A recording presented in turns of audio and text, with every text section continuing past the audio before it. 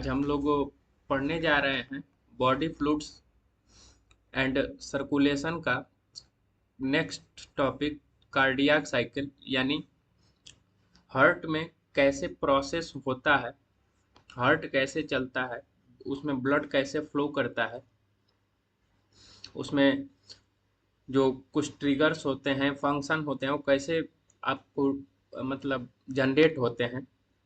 तो ये पढ़ते हैं। तो cardiac cycle, the cardiac cycle is the sequence of events in the heart that repeats cyclically involving systole contraction and diastole relaxation of the atria and ventricle। Cardiac cycle एक घटना का वह sequence है जो हार्ट रिपीट करता है लगातार चक्र में, साइक्लिकली मतलब एक चक्र में, साइकिल में, जिसमें सिस्टोल उसका कॉन्ट्रैक्शन और रिलैक्सेशन इन्वॉल्व होता है, जो दोनों में होता है, इस अट्रिया में और ये वेंट्रिकल में। Here how it's work step by step देखते हैं। तो ज्वाइंट डायस्टोल यानी एक साथ डायस्टोल और एक साथ सिस्टोल कैसे होता है। तो ज्वाइंट स्टेट क्या है, इसमें all four chamber both atria and ventricle are relax. इसमें सभी फोर चेम्बर हैं, right atria, right ventricle, left atria, left ventricle. All four chamber are relax at the same time, या एक ही बार में एक ही समय पे वो रिलैक्स होता है, आपका कंट्रैक्शन नहीं होता, रिलैक्स होता है, जिससे रिलैक्स होने पे ब्लड उसके अंदर आता है और कंट्रैक्ट होने पे ब्लड बाहर जाता है। कि जैसे गुब्बारा है, आप लोग लेंगे तो उसमें जब पानी भरेंगे ना, तो वो ऐसे रिलैक्स होगा, फूलेगा, तो उसमें पानी अंदर आएगा, और जब उसको आप दबाएंगे ऐसे तो पानी बाहर निकल जाएगा। तो उसी तरह इसमें ब्लड जब कॉन्ट्रैक्ट होता है तो ये ब्लड का सर्कुलेट करता है हमारी पूरी बॉडी में, और जब रिलैक्स करता है तो ब्लड अपने अंदर लेता है। इसमें दो वाल्व इन्वॉल्व होती हैं। किसी भी चीज के ब्लड फ्लो को रोकने के लिए हमें वाल्व की जरूरत होती है, जैसे कहीं लीकेज ना हो, कहीं से आखिर एक जगह रहेगा तभी तो वहां से हम कंट्रोल कर सकते हैं किसी भी चीज को। जैसे एक दरवाजा हमारे घर में होता है, वह वाल्व की तरह इस्तेमाल होता है, कि वह कहीं से भी या कोई भी आता है तो वहां गेट पे वो रोकता है, आदमी वो डरता है या पूछता है, उसी चीज को अंदर आने देता है जो जरूरत हो। इसी तरह इसमें वाल्व होते हैं। एक ट्राइकस्पिड वाल्व होता है राइट साइड में, ये देखिए इस साइड में, और बाइकस्पिड मित्रल वाल्व होता है लेफ्ट साइड में, इस साइड में। ये दोनों ओपन होते हैं। सेमिलूनर वाल्व होता है पल्मोनरी और आर्टिक को जो क्लोज होता है। सेमिलूनर वाल्व होता है जो पल्मोनरी और आर्टिक के बीच में वो क्लोज होता है। ये ऑर्टा है, ऑर्टिक, और ये पल्मोनरी है। इसके बीच में एक सेमिलूनर वाल्व होता है जो बंद रहता है। ब्लड फ्लो कैसे करता है, तो blood flow from pulmonary vein into the left atrium and then to the left ventricle. Pulmonary vein जो है ब्लड फ्लो करता है, ये पल्मोनरी वेन के थ्रू, ये देखिए ये पल्मोनरी वेन है यहाँ पे, इसके थ्रू यह लेफ्ट एट्रियम में जाता है इसमें, और फिर राइट लेफ्ट वेंट्रिकल में जाता है। Blood flow from vena cava into, फिर इसके बाद यह वेना कावा में जाता है, ऐसे वेना कावा में ऐसे, और वेना कावा से ये जाता है आपका राइट अट्रियम में इसमें, और फिर लेफ्ट राइट वेंट्रिकल में। यानी पल्मोनरी वेन के द्वारा ब्लड आता है आपका लेफ्ट साइड, और इस साइड आप स्क्रीन पे देखिएगा, इस साइड जो है ये मैंने दिखाया, इधर आता है, फिर इधर से ये वेना कावा में होकर वेना कावा से फिर ये राइट साइड में आता है। अट्रिया सिस्टोल अब देखते हैं। तो ट्रिगर क्या करता है इसमें, cyano atrial node generate an action potential, हम जिसे पेसमेकर कहते हैं, साइनो एट्रियल नोड है ये। यहाँ पे एक पोटेंशियल जनरेट करता है। आपको पता है कि 75 मिली का हमारे अंदर एक करंट भी फ्लो करता है। वही करंट जैसे अब जब आदमी बूढ़ा हो जाता है तो उसमें उसका हार्ट कमजोर हो जाता है, यही साइनो आर्टियल नोड जो है वह बंद पड़ने लगता है, तो उसको अलग से आप देखे होंगे कई लोग पेसमेकर लगा के घूमते हैं। तो वो क्या होता है कि वह जनरेट करता है पोटेंशियल को, जिससे हमारा ब्लड लगातार हार्ट काम करे और ब्लड हमारी बॉडी में फ्लो होता रहे। इसीलिए बुढ़ापे में आदमी ज़्यादा नहीं चल पाता है, क्योंकि ब्लड फ्लो उसका बहुत धीमा हो जाता है, बीपी लो हो जाता है, ब्लड प्रेशर लो हो जाता है, जिससे क्या होता है कि ऑक्सीजन की मात्रा हमारी बॉडी में नहीं पहुंच पाती है, और ऑक्सीजन नहीं पहुंच पाएगी तो एनर्जी जनरेट नहीं हो पाएगी, और एनर्जी जनरेट नहीं हो पाएगी तो आदमी लेजी हो जाएगा या और चल नहीं पाएगा, सांस फूलने लगती है। एक्शन क्या है, बोथ आर्टरिया कॉन्ट्रैक्ट साइमल्टेनियसली। अभी तक चारों एक साथ कॉन्ट्रैक्ट और रिलैक्स हो रहे थे, लेकिन इसमें क्या है, अब दोनों आर्टरिया, ऊपर की ये दोनों आर्टरिया हैं छोटी पार्ट, ये एक कॉन्ट्रैक्ट होती हैं, जिससे ब्लड अंदर आए, वेंट्रिकल में आए, और वेंट्रिकल जब कॉन्ट्रैक्ट होता है तो ब्लड बाहर जाता है। Effect this pushes an additional 30% blood into ventricle. यह क्या करता है कि जब कॉन्ट्रैक्ट होता है तो यह नीचे के साइड फेंकता है। जैसे ये हार्ट है, इसमें 4 चेम्बर है, तो जब ऊपर से ब्लड आएगा तो यह, जब ऊपर का हिस्सा दबाएंगे तो नीचे ब्लड जाएगा, और जब नीचे का दबाएंगे तो इधर से किनारे से वेन निकली होती हैं, ये लेके हमारी बॉडी में जाती हैं। उसी तरह 30% जो ब्लड होता है वो आर्टरिया जो है वेंट्रिकल में सेंड कर देता है। अब वहाँ पे क्या होता है कि the action potential travels to the atrioventricular node. अब आर्ट्रियोवेंट्रिकुलर नोड में है वो एवियन नोड होता है, वह उसको उसमें एक्शन पोटेंशियल जनरेट करता है कि हाँ ब्लड आ गया है, तब वो कंट्रैक्ट होता है और बाकी बॉडी में, हमारे बॉडी पार्ट्स में फ्लूइड पहुंचता है। अब यहाँ पे ventricular systole conduction from avian the action potential passes through the AV bundle of His and Purkinje fibre reaching the ventricular muscles. जब अट्रिया से वेंट्रिकुलर में ब्लड आ जाता है तो वहाँ एवियन नोड जो है एक्टिवेट हो जाता है, और एक्टिवेट हो जाने के बाद यह पर्किंजे फाइबर के थ्रू वेंट्रिकल मसल्स में पहुंचता है।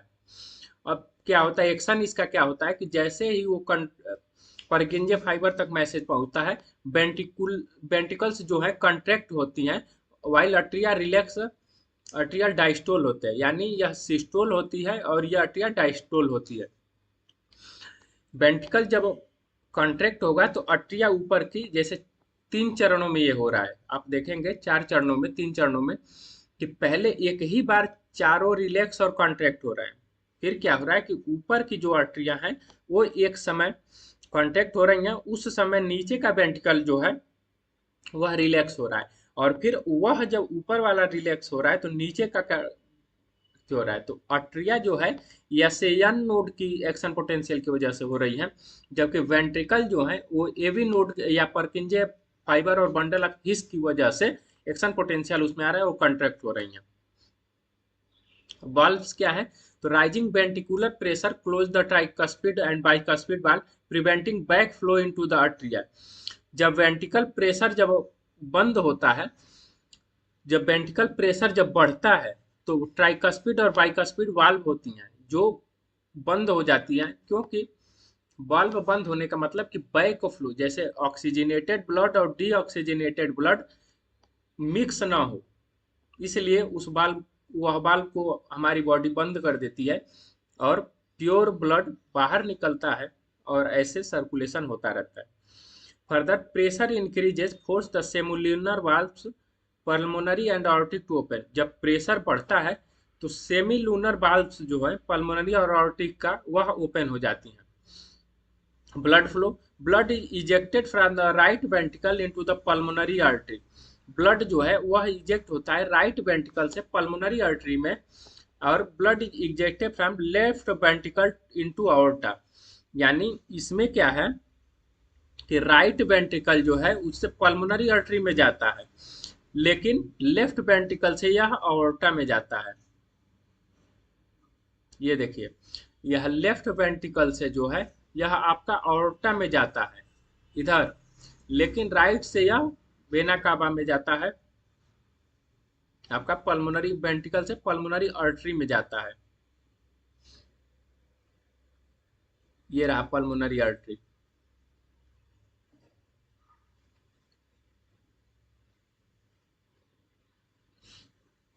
अब वेंट्रिकुलर डायस्टोल क्या है एक्शन? तो वेंट्रिकल्स रिलैक्स होती हैं, रेड्यूसिंग वेंट्रिकुलर प्रेशर। रिलैक्स का मतलब कि वह रिलैक्स होती हैं तो उसमें ब्लड आता है। वाल्व सेमिलुनर वाल्व जो होती हैं क्लोज हो जाती हैं to prevent back flow from the pulmonary artery and aorta into the vertical ventricle. Semilunar valve जो होती हैं वह प्रिवेंट क्लोज हो जाती हैं, जो हमें ब्लड को पल्मोनरी आर्टरी और aorta में बैक फ्लो से बचाता है। एज प्रेशर ड्रॉप्स, जब प्रेशर कम होता है, further the tricuspid and bicuspid valve open, जब प्रेशर कम होता है तो बाइकस्पिड और ट्राइकस्पिड वाल्व फिर खुलते हैं और हायर आर्टेरियल प्रेशर के through blood flow freely from the arteria into ventricle again. फिर वही प्रोसेस शुरू हो जाता है कि ब्लड फ्रीली मूव करता है आर्टेरिया से वेंट्रिकल में। साइकिल रिपीट्स क्या क्या होती हैं? तो the cyano atrial node generates a new action potential restarting the cycle. फिर एन नोड जो होता है जिसे हम पेसमेकर कहते हैं वो फिर एक्शन पोटेंशियल दिखाता है और जनरेट करता है और फिर यह साइकिल रीस्टार्ट हो जाती है। This continuous sequence is the cardiac cycle. यह कंटिन्यूअस सीक्वेंस जो होता है वो कार्डियक साइकिल होता है। ड्यूरेशन और आउटपुट क्या है? तो heart rate, the heart beat approximately 32 times per minute. हर ह्यूमन में हार्ट बीट अप्रॉक्स माना जाता है कि 72 टाइम्स पर मिनट बीट करता है यानी धड़कता है। Cycle, each cardiac cycle last about 0.8 second. प्रत्येक कार्डियक साइकिल जो है यह 0.8 सेकेंड का होता है। आप कल्पना कीजिए कि हम लोग सोचने में एक साइकिल कंप्लीट हो जाती है हमारी पूरी बॉडी में, इतना तेज वह काम करता है। स्ट्रोक वॉल्यूम क्या है? तो each ventricle pump 70 ml of blood पर बीट। एक बार में वेंट्रिकल जो होता है 70 ml ब्लड जो होता है पर बीट में वो हमारी बॉडी में पंप करता है, निकालता है। Cardiac output, volume of blood pumped by each ventricle पर मिनट। वॉल्यूम जो है वेंट्रिकल पर minute,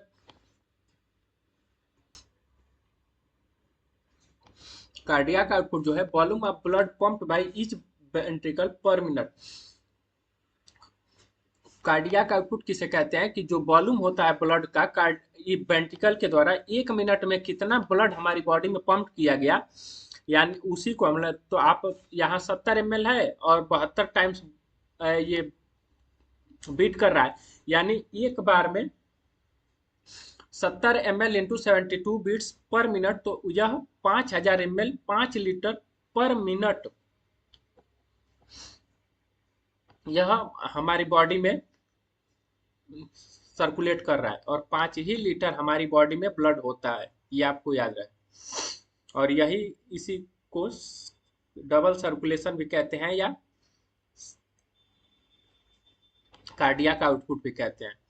can vary higher in athletes by adjusting stroke volume or heart rate. Higher athlete में यानी वो जब भागते हैं या कोई भी आप वर्क ज़्यादा करते हैं तो आपका हार्ट बीट बढ़ जाता है, बीपी बढ़ जाती है रेट। और जो एकदम लेजी पर्सन होता है उसमें ये कम हो जाएगा, लेकिन बहुत ज़्यादा नहीं होगा। 5 लीटर से 5.5 लीटर तक ही होता है, इससे ज़्यादा नहीं होता है। कहीं भी 6 लीटर आपको नहीं मिलेगा। अगर इतना तेज हो जाएगा तो हमारी नसें फट जाएंगी और आदमी ब्रेन हेमरेज का शिकार होता है और आदमी कोमा में चला जाता है, डेथ हो जाती है। तो बहुत ज़्यादा हमारी इसीलिए क्या होता है कि एक रेगुलर आपको करना होता है एक्सरसाइज जब करेंगे तो। ऐसा नहीं कि एक ही बार को, आप देखे होंगे कि जब आर्मी और ये पुलिस की वैकेंसी आती है तो उसमें बहुत बच्चे बहुत तेजी से दौड़ देते हैं और वही गिर जाते हैं तुरंत। जो आप कभी खेले ना हो और अचानक से खूब तेज दौड़ने लगे तो आप हाँफ के गिर जाते हैं, तो वही होता है। हर्ट साउंड क्या है? तो फर्स्ट साउंड जो होता है वो लब होता है, caused by the closure of tricuspid and bicuspid valve and the start of ventricular systole. Heart sound दो होते हैं, लब और डब होते हैं, जिसमें पहला जो साउंड होता है, कोई दरवाजा मान लीजिए आप बंद कर रहे हैं तो उसमें साउंड लगेगा ना, तो उसी तरह इसमें ट्राइकस्पिड और बाइकस्पिड वाल्व जो बैक फ्लो से बचाते हैं ब्लड को, वह जब बंद होते हैं तो उस समय फर्स्ट साउंड होता है जिसे हम लब कहते हैं, तो ये आपको पता होगा कि अट्रिया में होते हैं। और सेकंड जो होता है caused by the closure of semilunar valve, तो ये सेमिलूनर वाल्व जो होते हैं, ये देखिए पल्मोनरी और आर्टिक के बीच होते हैं, तो इसमें क्या होता है कि ये डब कहलाते हैं और स्टार्ट करते हैं ये वेंट्रिकुलर डायस्टोल को। Systole relax, diastole contract. जब ऊपर का रिलैक्स होता है तो नीचे आता है, और जब सेमिल ये वेंट्रिकल जब डायस्टोल होता है तभी तो बॉडी में जाता है, तो उसको हम लोग डब कहते हैं। These sounds are clinically significant for diagnosing heart condition. इसी तरह आपको देखे होंगे कि स्टेथोस्कोप लगा के आदमी आपके सीने पे या हार्ट के पास चेक करता है, तो वही वो साउंड ही उसमें रहता है, वो चेक करता है। अब ईसीजी है इलेक्ट्रोकार्डियोग्राफ, तो ये ईसीजी जो है हमारे ब्लड फ्लो को बताता है कि हमारा हार्ट साइकिल, हार्ट रिदमिक जो है सही चल रहा है कि नहीं चल रहा है। डेफिनेशन और पर्पज इसका क्या है, तो an ECG is a graphical representation of the electrical activity of the heart during a cardiac cycle. यानी ईसीजी एक ग्राफिकल रिप्रेजेंटेशन है जो हमारी बॉडी में इलेक्ट्रिकल एक्टिविटी को बताता है हार्ट के ड्यूरिंग कार्डियक साइकिल के, हमारी हार्ट अच्छी चल रही है कि नहीं।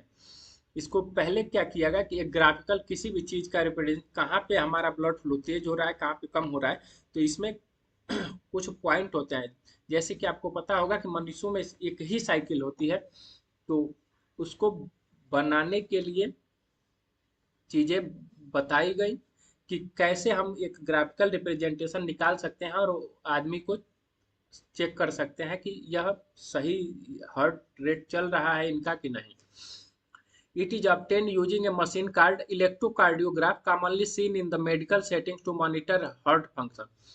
यह ऑब्टेन किया जाता है, एक मशीन होता है जिसे इलेक्ट्रोकार्डियोग्राफ कहते हैं।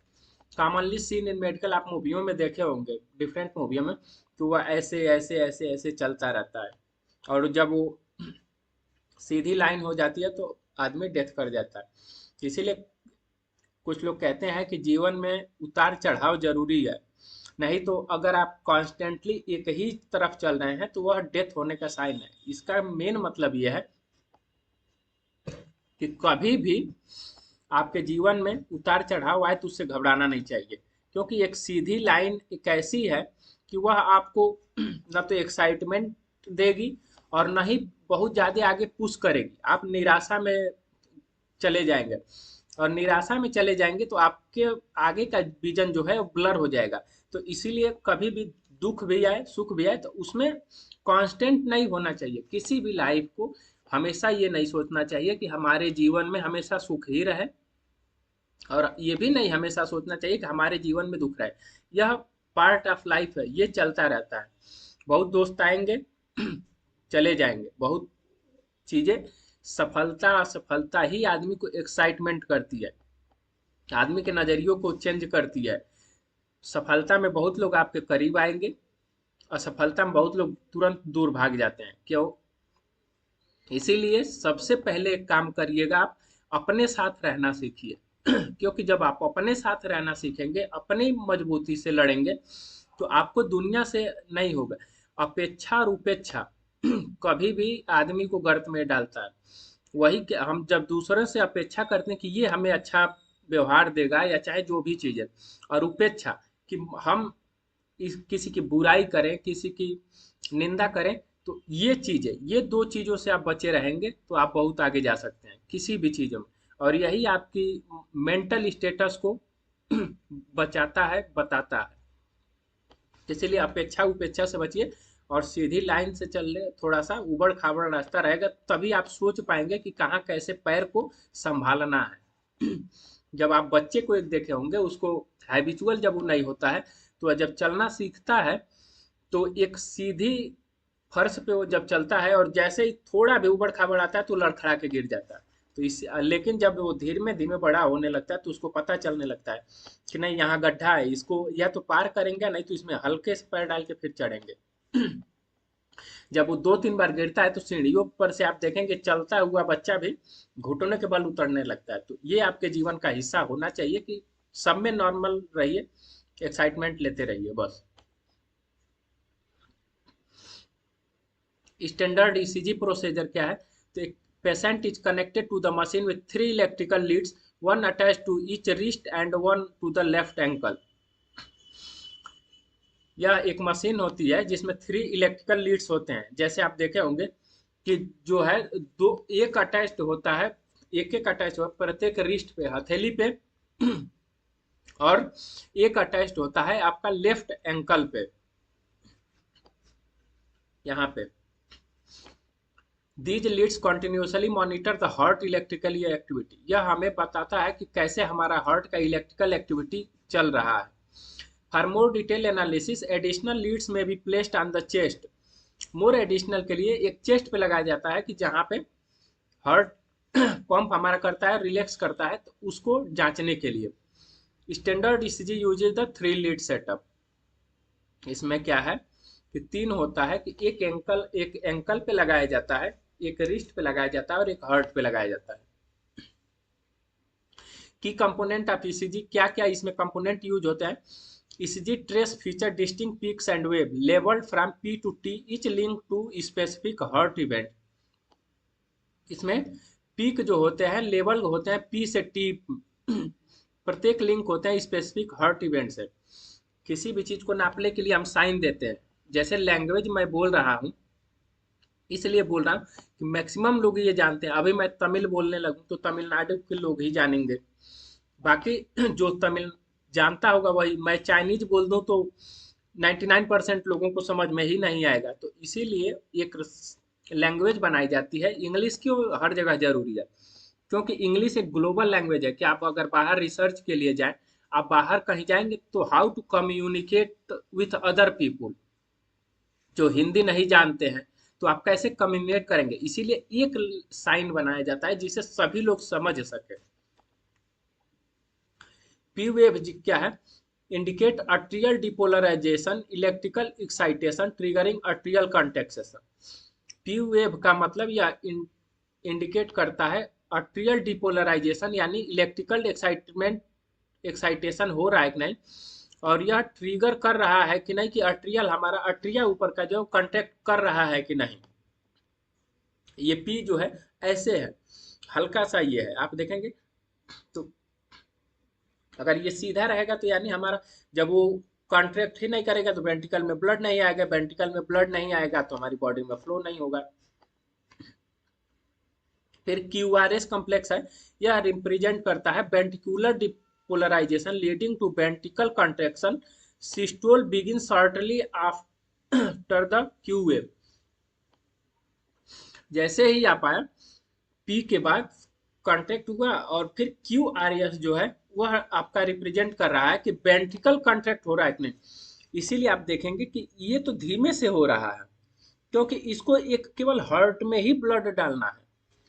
ये हार्ट है, ऊपरी पार्ट जो है वह धीमे से कॉन्ट्रैक्ट होगा कि 30% ब्लड आपका वेंट्रिकल में चला जाए।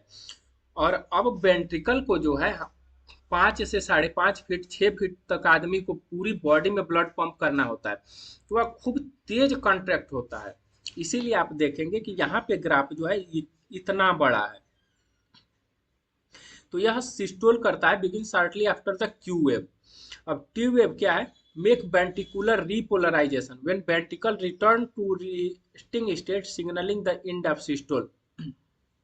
अब वेंट्रिकल ऊपर कांटेक्ट कर दिया, फिर एक टी वेव आता है, वह धीरे से रिलैक्स होता है वेंट्रिकल, जिससे पता चले कि हाँ सिस्टोल के लिए एक सिग्नल चला गया ऊपर। फिर आपका अट्रिया कॉन्ट्रैक्ट होगा, फिर वेंट्रिकल कॉन्ट्रैक्ट होगा और वेंट्रिकल रिलैक्स होगा। Measuring heart rate, the heart rate is calculated by the counting the number of QRS complex into a specific time period as each complex correspond to one heartbeat। जैसे हम लोगों ने यहाँ पे cardiac output निकाला है, calculate किया है, उसी तरह इसमें अब हार्ट रेट मेजर करने के लिए हम QRS को काउंटिंग करते हैं। हम लोग पी को नहीं काउंटिंग कर रहे हैं, क्योंकि वो कोई ऑप्शन नहीं है। अगर आर्टरिया से ब्लड आ भी गया वेंट्रिकल में, अगर वेंट्रिकल कॉन्ट्रैक्ट नहीं हुआ तो कंप्लीट साइकिल नहीं होगा, क्योंकि वेंट्रिकल का ही काम होता है कि वह पूरी बॉडी में आपका ब्लड फ्लो कराता है, सर्कुलेट कराता है। तो इसीलिए तब जब वो QRS जब होता है तब यह जाके कंप्लीट होता है कि हाँ एक हार्ट बीट कंप्लीट हुआ, हार्ट रेट। क्लिनिकल इंपॉर्टेंस इसका क्या है, तो ECG from healthy individual show A consistent shape for a given lead configuration. वही मैंने बताया आपको कि ईसीजी जो है एक हेल्दी इंडिविजुअल में वो साइन शो करेगा कि हाँ ये इनका हार्ट रेट ठीक है, ये हेल्दी है। Any deviation from this type pattern may suggest heart abnormalities or disease making ECG is crucial diagnostic tool. अगर बहुत चीज़ों में हार्ट जब धीमा हो जाएगा तो इसीलिए मेडिकल चेकअप जरूरी होता है कि अगर आप चलने में थक जा रहे हैं, अगर दौड़ने में बहुत जल्दी थक जा रहे हैं, आपको लग रहा है, आप ऐसे अपने सीने पे हाथ रख के या अपने रिस्ट पे यहाँ हल्का सा हाथ रख के आप काउंट कर भी सकते हैं अपने हार्ट रेट को, वह आपको बता देगा। इसी तरह हार्ट एबनॉर्मेलिटीज को पता करने के लिए ईसीजी की आवश्यकता होती है। अब डबल सर्कुलेशन हम लोग नेक्स्ट लेक्चर में पढ़ेंगे। आज तक के लिए इतना ही। अगर आपको अच्छा लग रहा है तो इसको लाइक कर दीजिए और सब्सक्राइब कर दीजिए और शेयर जरूर कर दीजिए। बाकी आप कमेंट से इसमें बताते रहिए कि मुझे क्या इम्प्रूवमेंट की ज़रूरत है, कौन सा पोर्शन छूट रहा है, और अगर अच्छा लगे तो भी आप उसमें कमेंट कर सकते हैं। Thank you very much.